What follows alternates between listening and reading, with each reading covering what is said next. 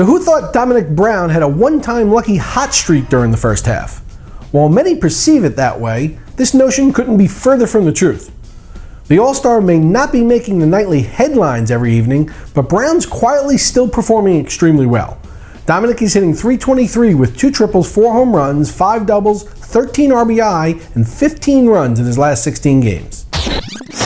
Mets first baseman Josh Satin went 3 for 4 with a run, RBI, and 2 doubles Sunday and now has an 11-game hitting streak, batting a Puig-like .382 in his 19 games as a Met this season.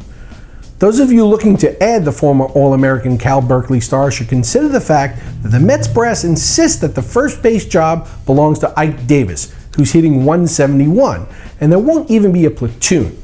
Consider the fact that Davis has just 10 more RBI than Satin and 138 more at-bats, and you'll obviously see how this makes sense. Jim Johnson took back the AL lead in saves from Mariano Rivera Sunday with a 1-2-3 ninth against the Yankees, including 2 strikeouts. His peripherals aren't any good, but he certainly does accumulate saves. Johnson got the save because Rivera blew the 41st regular season game of his career. This guy ought to seriously think about retiring.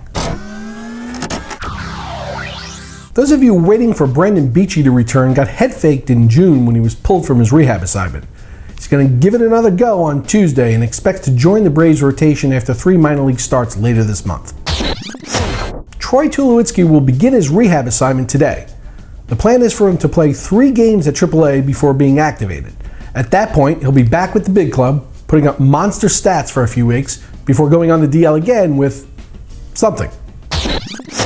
Yadier Molina has been dealing with an ailing knee for much of the season and was forced to miss consecutive games for the first time all year this weekend because of pain and inflammation. An MRI came back clean and there's no major injury, so Molina is going to try to play on Tuesday after a few days of rest, given that there's no risk of further injury.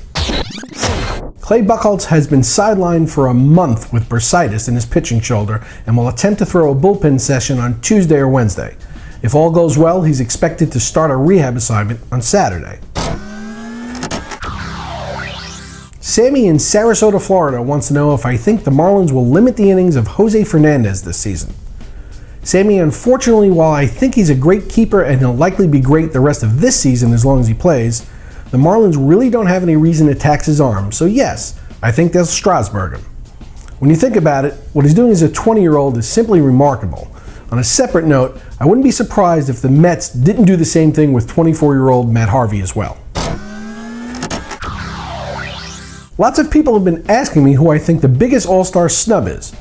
Josh Donaldson in Oakland is certainly worthy. His stats aren't better than Miguel Cabrera, but they are better than the young Manny Machado's. I admit Machado is doing remarkably well for just turning 21 last week, but from a statistical performance standpoint, his stats just aren't as good as Donaldson's.